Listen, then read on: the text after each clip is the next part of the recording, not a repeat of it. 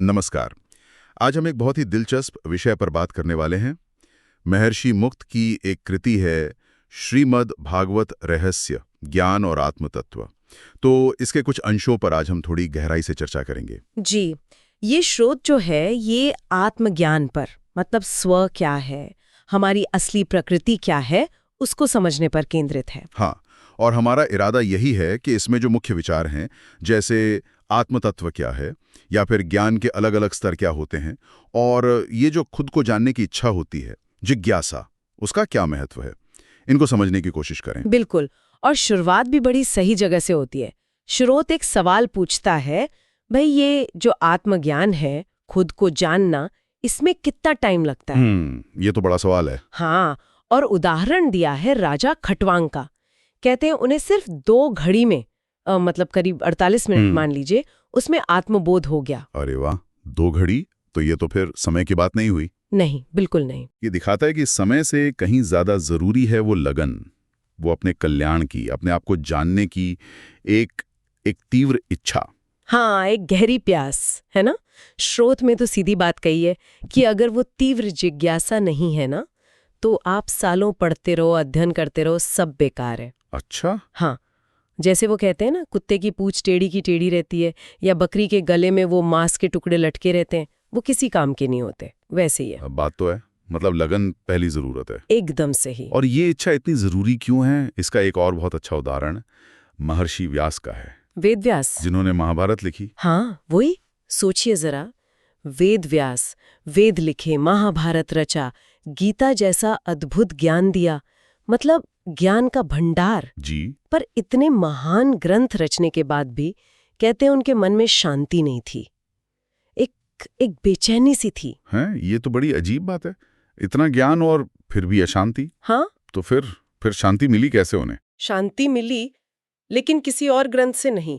उन्हें शांति तब मिली जब देवर्षि नारद ने उन्हें चतुश्लोकी भागवत सुनाई। चतुश्लोकी भागवत? हाँ, ये मूल श्रीमद् भागवत का सार माना जाता है, सिर्फ 4 श्लोकों में। तो ये सुनने के बाद उन्हें वो शांति मिली। अच्छा। तो ये घटना साफ दिखाती है कि सिर्फ जानकारी जमा कर लेना, मतलब जो बौद्धिक ज्ञान है, और उस ज्ञान को सच में अनुभव करना, जिसे बोध कहते हैं या साक्षात्कार, हाँ। इन दोनों में बहुत बड़ा फर्क है। व्यास जी के पास ज्ञान तो अथाह था, पर शायद वो अनुभव वाली बात, वो बोध, वो कहीं कम था। समझ गया। तो मतलब जानना और अनुभव करना, ये 2 अलग चीजें हैं। तो क्या अनुभव के भी अलग-अलग लेवल होते हैं, जैसे ज्ञान के? हाँ, स्रोत में इसका जिक्र है। भगवान नारायण ब्रह्मा जी को ज्ञान के 3 स्तर बताते हैं। 3 स्तर? हाँ। कौन-कौन से? पहला है ज्ञान। ज्ञान मतलब ये समझना कि मैं ये शरीर नहीं हूं, मैं आत्मा हूं। ये एक तरह की बौद्धिक समझ है। पहला कदम। ये हुआ ज्ञान। इसके बाद? दूसरा स्तर है विज्ञान। विज्ञान मतलब सिर्फ समझना नहीं, बल्कि अनुभव करना कि मैं ही सब कुछ हूं। मैं ही सब कुछ हूं? मतलब वो सर्वव्यापी चेतना का अनुभव कि सब मुझ में है, मैं सब में हूं। और तीसरा, जो सबसे गहरा है, वो है परम गुह्य ज्ञान। परम गुह्य ज्ञान, ये क्या हुआ? ये है सबसे गहरा सत्य, केवल मैं हूं का बोध, बस इतना ही। ना मैं शरीर हूं, ना मैं सब कुछ हूं, सिर्फ मैं हूं। सिर्फ मैं हूं। हाँ, शुद्ध अस्तित्व का अनुभव। इसमें कोई दूसरी चीज नहीं है, कोई अपेक्षा नहीं है, तभी इसे परम कहा है, जिसे परमानंद होता है ना? हाँ। अपेक्षा रहित, बस होने का एहसास। मैं हूं सुनने में बहुत सरल है, पर अनुभव में शायद उतना ही गहरा होगा।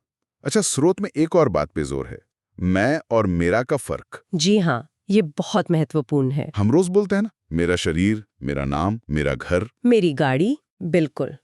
और यही हम अक्सर गलती कर जाते हैं।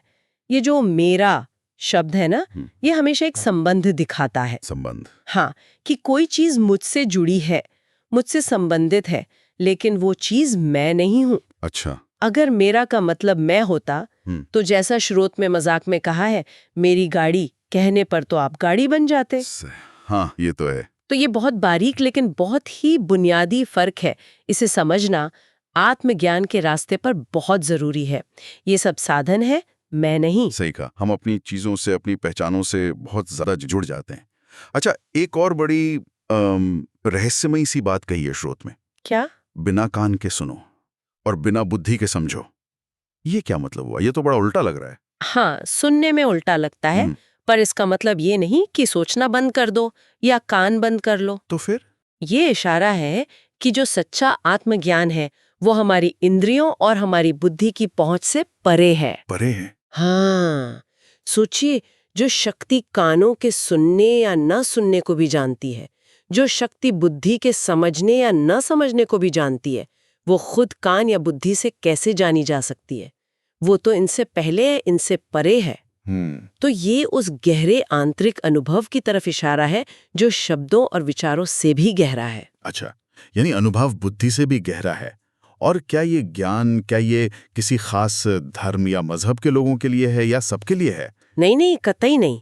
स्रोत साफ कहता है कि ये आत्म तत्व का ज्ञान, ये मैं हूं का बोध, ये सार्वभौमिक है, यूनिवर्सल, सबके लिए। हाँ, सबके लिए। इसका किसी पंथ, मजहब, समुदाय से कोई लेना देना नहीं। लेकिन हाँ, एक शर्त जरूर है। शर्त क्या? शर्त यह है कि इसे समझने के लिए व्यक्ति को अपनी जो मानी हुई पहचान है, जो व्यक्तित्व है, मतलब मैं फलाना हूं, मैं डॉक्टर हूं, मैं भारतीय हूं, इस तरह की जो धारणाएं हैं जी, उनको थोड़ी देर के लिए एक तरफ रखना होगा। जब तक हम अपनी बनाई हुई पहचानों से चिपके रहेंगे, तब तक असली मैं को जानना मुश्किल है। तो अपनी पहचान को एक तरफ रखना होगा। अच्छा, तो जब ये ज्ञान सबके लिए है और इसे अनुभव करना है, तो क्या कोई तरीका, कोई ढांचा भी बताया है स्रोत में जिससे इसे ठीक से समझा जा सके? हाँ, संक्षेप में वेदांत के 6 अंगों का जिक्र आता है। उपक्रमो संवार, अभ्यास, अपूर्वता, फल, अर्थवाद, उपपत्ति। ये क्या है? ये असल में तरीके हैं किसी भी विषय को, खासकर आत्मज्ञान जैसे गहरे विषय को पूरी तरह से, हर पहलू से परखने के, ताकि कोई शक, कोई भ्रम न रह जाए। अच्छा। जैसे अभ्यास है, इसका मतलब है बार बार उस सत्य पर मनन करना, उसे अपने अनुभव में उतारने की कोशिश करना, लगातार। और इसका नतीजा क्या है? अगर कोई इन तरीकों से समझता है तो मिलता क्या है? फल क्या है? फल है मुक्ति। मुक्ति किससे? पंच क्लेशों से, मतलब दुख के जो 5 मूल कारण है ना, अविद्या, अस्मिता यानी अहंकार, राग, द्वेष, अभिनिवेश यानी मृत्यु का भय, जी। इनसे, और अष्टपाशों से। अष्टपाश? हाँ, वो 8 बंधन जो हमें जकड़े रखते हैं, जैसे घृणा, शंका, भय, लज्जा, कुल का अभिमान, शील, जाति का अभिमान, इस तरह के 8 बंधन। अच्छा। तो जब वो आत्म तत्व का अनुभव होता है तो ये सारे क्लेश, ये सारे बंधन, ये अपने आप ढीले पड़ जाते हैं, खत्म हो जाते हैं। यही मुक्ति है। बहुत खूब। तो आज की इस चर्चा से कुछ बातें तो बिल्कुल साफ हो गईं। एक तो ये कि आत्मज्ञान के लिए किताबी ज्ञान से ज्यादा जरूरी है वो सच्ची तीव्र प्यास, है ना? बिल्कुल। दूसरी बात, जानना अलग है और अनुभव करना, बोध होना बिल्कुल अलग, जैसे व्यास जी के उदाहरण से देखा। जी। तीसरी, ज्ञान के भी स्तर हैं और सबसे गहरा है सिर्फ मैं हूं का बोध। और चौथी, ये मैं और मेरा का फर्क समझना बहुत बहुत जरूरी है। एकदम सही कहा आपने। और अंत में स्रोत एक बहुत गहरा सवाल छोड़ जाता है हमारे लिए। क्या? भगवान नारायण कहते हैं कि ये जो मैं है, ये आत्म तत्व, इसका रहस्य उसके भाव, रूप, गुण और कर्म को समझने में है। भाव, रूप, गुण और कर्म। हाँ, तो ये सोचने वाली बात है कि हमारे अपने अनुभव में ये जो मैं है, इसका असली भाव क्या है, इसका रूप कैसा है, इसके गुण क्या है और इसके कर्म क्या हैं, इसे कैसे महसूस किया जाए। वाकई ये सवाल तो अपने अंदर और गहरे झांकने के लिए छोड़ दिया। जी, शायद यही आगे की खोज का रास्ता हो।